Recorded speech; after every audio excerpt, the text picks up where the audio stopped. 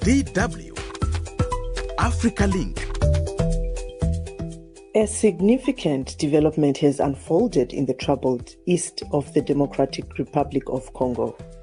The Southern African Development Community's military forces have packed up and exited through Rwanda.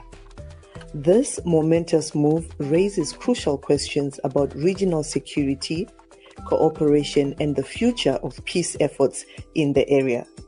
Now, in this episode, we delve into the profound implications of this event, why it matters, and how it's being received both in Rwanda and across the region. Stay tuned. My name is Josey Mahachi. Welcome to Africa Link, the podcast that connects you to the stories that matter from Africa. Africa Link, every weekday here on DW. This week, SADC troops fighting alongside DRC coalition forces began exiting the war-ravaged eastern DRC. To use Rwanda as a safe passage follows a request by SADC to the Rwandan government last month to facilitate the exit. After the M23 rebels captured vast territories in eastern DRC, including strategic cities like Goma and Bukavu, SADC forces were trapped in M23-controlled territories, making them vulnerable. The initial contingent to leave through Rwanda included 32 South Africans, 16 Malawians, and 9 Tanzanians, all escorted by Rwandan soldiers from the Rwanda-DRC border to Rusumo, Rwanda-Tanzania border. The agreement between the rebels and SADC allowed the soldiers from the southern bloc to exit with their weapons and equipment. Now, to discuss more on this, I'm joined by Gonza Muganwa, a political commentator and DW's correspondent in Kigali, Alex Ngarambe. Now, just to start with you, Gonza, you are a political commentator. What can you tell us more about this, and what are the main reasons behind the SADC forces withdrawal from the Democratic Republic of Congo? The decision to withdraw was taken by the SADC heads of state meeting in late March, and that followed the M23 rebels capturing the city of Goma, and in the process they surrounded the main bases of SADC troops. So the mission that had taken them to Congo, which was to support the Congolese army to fight the M23 rebels, was no longer possible, given that their main place of occupation had been captured by the rebels. And in that situation, there's not much they could do. Otherwise, they could, if they had stayed in the confrontation form, they probably could have ignited the regional conflict, the wider regional conflict. So following the different summits carried out by East African leaders and Southern African leaders, it was decided that those forces will withdraw. All right. And how might this withdrawal then affect the security situation in eastern DRC? According to Rwanda and the M23, they think it's a very positive move. I saw the Minister of Foreign Affairs of Rwanda welcome this withdrawal. The M23 has demanded for the last 3 months, and because they believe there had been attempts to create instability or to force a recapture of Goma by the government coalition. So for the government of Congo, definitely it's a loss, but for the people occupying eastern Congo at the moment, that is Goma and Bukavu and surrounding areas, it is very positive for them. They believe it will help them consolidate their authority and maybe neutralize the other forces that are still present, especially around the city of Goma. And what does this SADC exit really signal about, regional cooperation on security in Central and Southern Africa, Gonza? Of course, previously, and according to their charter, the SADC charter, they are supposed to support each country whenever they have a security challenge. Definitely, this shows that it is very hard for SADC to implement that mandate.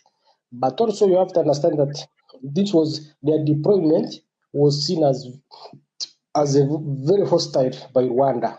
And I believe Rwanda improved their defensive mechanisms around the border, and when necessary inside the Congo, because they believed the presence of SADC troops was a security threat to Rwanda, mainly because President Tshisekedi and President Ndayishimiye of Burundi had previously said that they intend to support all forces that could carry out regime change in Kigali.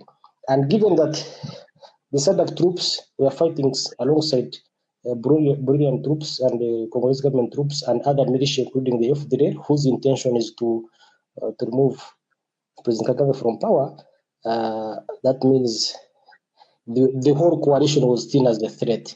Therefore, it improves Rwanda's security posture by this withdrawal, and most likely to force negotiations to solve this long-standing regional conflict rather than having them solved through military means, which was the preferred solution by President Tshisekedi and with the support from SADC. Mm-hmm. Now, Alex Ngarambe is our reporter on the ground. How are Rwandan authorities responding to the transit of SADC forces through their territory? I think the Rwandan authorities are welcoming this move because they believe that the SADC forces being in DRC, fighting alongside Congo's army and the other militia coalitions, it would pose a threat to the Rwandan security situation, and it would ultimately destabilize the government here in terms of security. So the SADC troops are vacating eastern DRC. I think the Rwandan government is welcoming it, and it is even a better perspective on the Rwandan side when they withdraw and they have to pass through Rwanda, because Rwanda would feel that sense of victory and providing this safe passage, because it has been believed that Rwanda and the SADC forces and the Congolese army have been at war. And now seeing that they have been defeated, if you say so, in terms of SADC fighting, confronting the M23, I think Rwanda feels that sense of victory and providing a safe passage. It can also play as a humiliation strategy in terms of humiliating the SADC forces, because, well, you believe you have been fighting this enemy, you have been defeated, and they are providing a safe passage. So it cannot really say that it's a bad thing. Rwanda welcomes it, and it really wanted to show some humiliation towards these SADC forces. Although maybe the SADC bloc requested for the withdrawal through Rwanda, because they could have been other places, like they could have gone through Burundi or Tanzania, although Tanzania could be a little bit costly because of the crossing of Lake Tanganyika. But going through Burundi, which Burundi also was in good books with the Congolese government and SADC forces, we don't understand why they didn't request to go through Burundi, because since Burundi would also shares a border with Tanzania. So Rwanda feels that sense of victory, and yes, it would want to rub in that salt in the wound by providing that safe passage. Like, you remember when the European mercenaries from Romania also were captured and handed over, and they had to pass through Rwanda. So you could see at the Goma-Gisenyi border, you could see really some semblance of happiness from the Rwandan authorities that these mercenaries had to go through Rwanda. So yeah, Rwanda welcomes the move, and it gives them some sense of great victory and humiliating what you would call the enemy, quote unquote. You know? Yeah. So Rwanda accepts the move with a lot of boasting in a way. So are there any visible security measures or restrictions along the exit routes, Alex? Yes, the border with Rwanda-Congo border is secure, especially after the capturing of the eastern provinces by M23. Rwanda has largely been very peaceful, except in the early Feb, where the fighting to capture these strategic cities, you could see some spills over to Rwandan territory. But in general, Rwanda is very peaceful, and along this passage where the SADC troops are going to pass, Rwanda is entirely and 100% peaceful internally, and traveling from the Rwanda-Congo border to Tanzania-Rwanda border, they are going to be escorted by the Rwandan army, and is entirely secure. And yes, so the SADC forces, you can say, they are guaranteed of security as they transit through Rwanda to Tanzania and eventually to Malawi and South Africa. Yeah, so you can say that their security is guaranteed. Right, Gonza, I don't know if you have anything to add there in terms of security measures and also the authorities' response to this. But in your opinion, do you think the mission achieved its objectives in the DRC? Their mission in Congo failed because it was very clear. As it had happened in 2013, it was clear, the mission was clear, was to support the government of Kinshasa to defeat the M23. The M23 turned out victorious at this stage, and so the mission failed. And what role do you think, or if any, does Rwanda play in facilitating or influencing this withdrawal? You know, just also looking at how this withdrawal will impact even relations between Democratic Republic of Congo and its neighbors. I think Rwanda has done a lot of diplomatic lobbying for this, but you also have to remember that at one stage there was an exchange of words between President Ramaphosa of South Africa and President Kagame, where even President Kagame issued a very strong statement where he promised that if South African troops they wanted the fight, he was ready to give them at any time. So publicly and behind the scenes, the threats were there. They're saying if the SADC troops, especially from South Africa, could threaten Rwanda and security, Rwanda was ready to go to war with them. But also they did a lot of diplomatic lobbying, influencing different countries, and I think countries like Tanzania were influential in making the decision that SADC troops withdraw, because the Tanzanians were not willing already, or did not have any reason to confront Rwanda or the M23. The South Africans, some politicians, the information I have is that wanted to stay and fight, but the army commanders refused. They said their army is not in position to fight the war like this one. Right. Now, Alex, just to also find out how the local communities in border areas are expressing themselves, are there any concerns or reactions as the troops actually cross through these borders? Yes, the border communities, they are calm. The border communities are observing what is happening. And I think because they have been affected mainly and mostly by this war, I think they really would want to see an end to this conflict. And they are praying hard that maybe these lasting peaceful solutions could start right now. And they are very eager to see what happens, because many of them have been displaced. Many of them are in camps. Many of them have fled different directions. And they can only hope that such measures can bear fruits in terms of peace. And they are, of course, waiting to see. They have been lining up to see the withdrawal, and they couldn't wait to see that maybe the guns are silenced.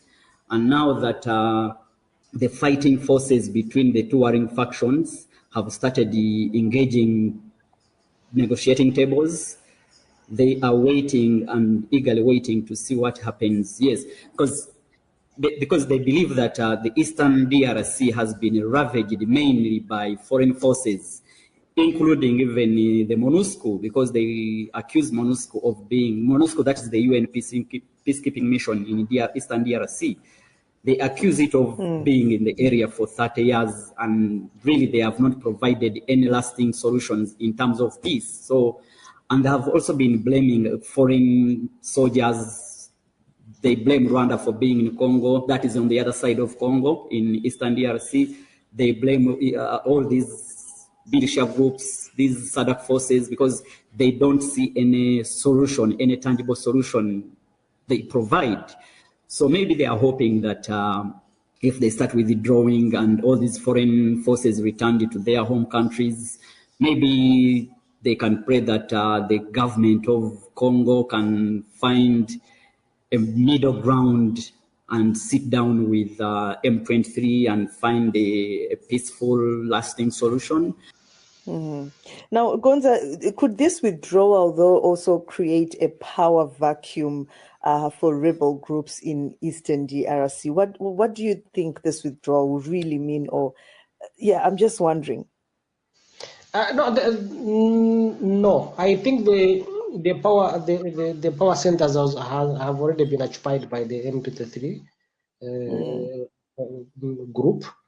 Instead, the withdrawal will allow them to consolidate, because they remain with the challenge of government troops who are in the bases of the United Nations mission MONUSCO. But those ones there's a process which began also yesterday to move them to government-controlled areas, including Kinshasa. So the M23 looks at consolidating. They remain with the challenge of the militias, especially FDLR and the Wazarendos, who are hiding in civilian areas, but also in the Nyiragongo forest, the forest around the mountain that surrounds Kigali, rather Goma, that surrounds Goma, and who are like sort of carrying out a guerrilla insurgency. But long term, depending on the outcome of negotiations, if there are any, that will decide who occupies the space. But at the moment, this allows the M23 to consolidate its power in the areas it occupies, especially the city of Goma. And Alex, how transparent has been the process been to the public, rather, also even the media in Rwanda? Is it very transparent that everything is being done in the open? Yeah, I think there's nothing to hide here, because I think SADC really did not want to stay in Congo fighting. Like Gonza said, they were abandoned by their hosts. They came to fight on behalf of Congo, and Congo was nowhere to be seen. And I think they were registering casualties, they were registering injuries and deaths. And I think the pressure from South African media and government was not conducive enough to keep fighting. So I think they were very honest when they requested that their forces pass through Rwanda.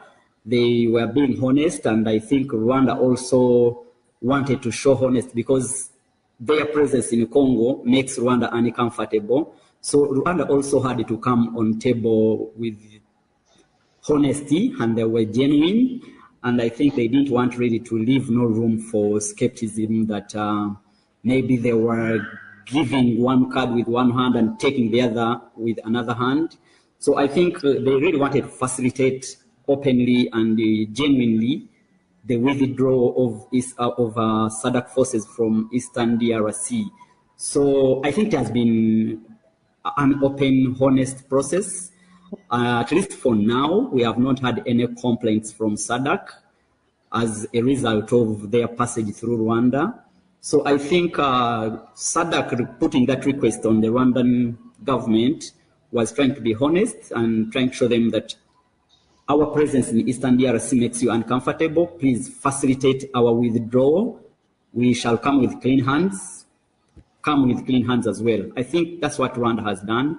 Yes, on part of the media, there has been a deliberate and negotiated effort to make sure that the media does not get to photograph the crossings at the border, because most of the videos that you can see are people who are taking them, civilians and others, because they are passing in cities and on roads used by others.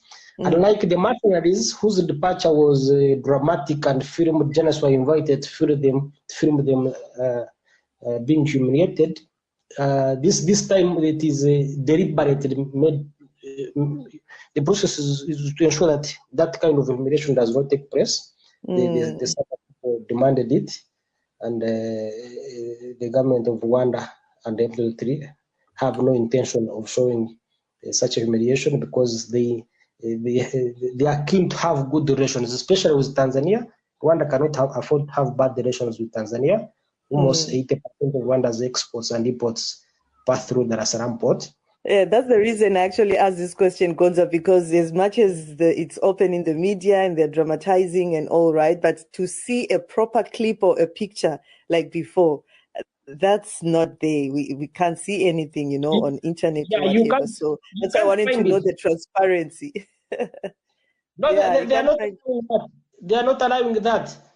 Official Uh-huh. coverage is not allowed. You cannot go to the border when they are crossing in with your cameras and you just stand up and you cover it. No, it's not possible. So part of the negotiations. Why the SADC troops decided to withdraw? They don't want to pass through Rwanda to avoid that situation. But because the process of allowing them to use the Goma airport took long, there are many reasons beyond SADC withdraw why Goma airport cannot be allowed to open.